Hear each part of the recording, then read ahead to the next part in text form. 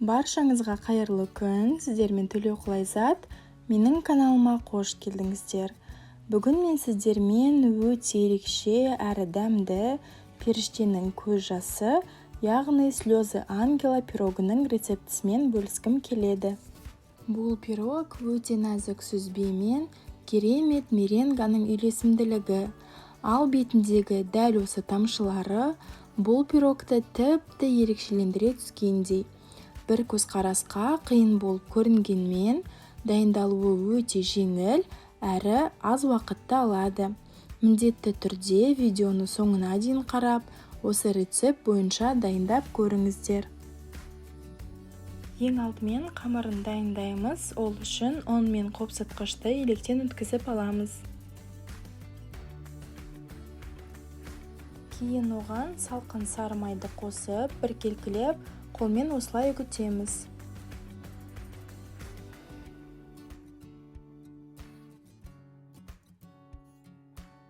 Алдын ала бір жұмыртқа, 2 шай қасық қант және де шымшым тұзды араластырып алып, үгітіндіге қосып қамыр илейміз.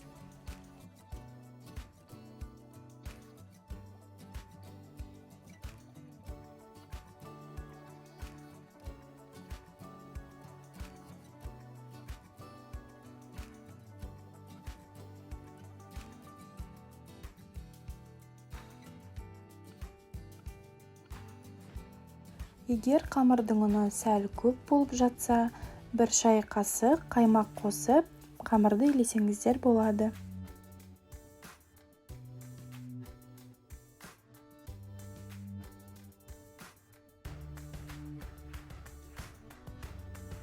Бізде қамыр осындай жұп-жұмсақ болып шығуы тиіс.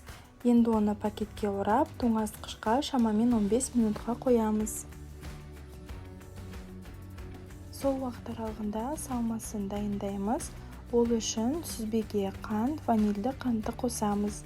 Және де жұмыртқаның ақуызын сарыуызынан ажыратамыз. Салмасына тек сарыуызын қосамыз, ал ақуызы бізге меренга жасау үшін қажет. Бізге қажетті барлық ингредиенттер толығымен видео астындағы сипаттамада жазылған.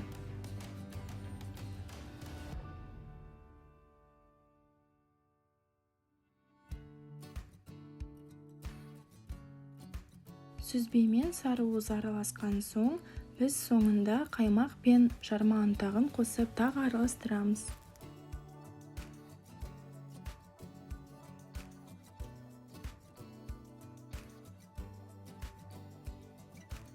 Келесі кезекте тоңазытқыштан алып шыққан қамырымызды оқтаумен 5-7 мм қалыңдыққа жазып аламыз.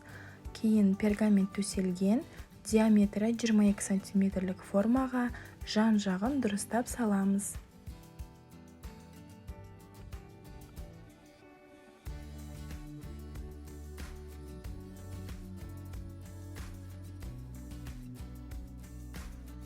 Қамырдың үстінен сүзбемізді саламыз.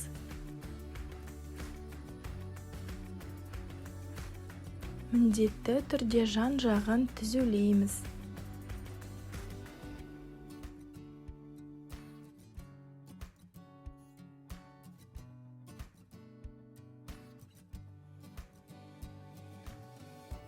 Пирогты 180 градуста қызып тұрған пеште шамамен 30 минут сәл қызарғанша пісіреміз.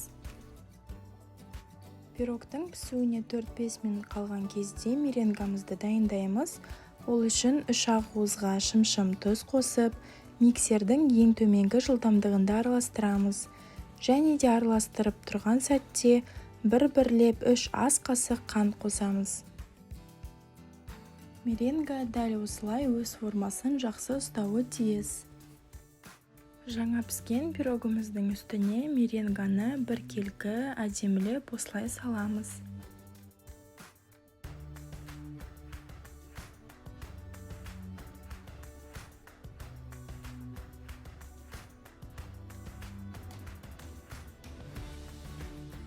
Соңында меренга сәл пісіп қызаруы үшін оны 4-5 минутқа қызып тұрған пешке саламыз.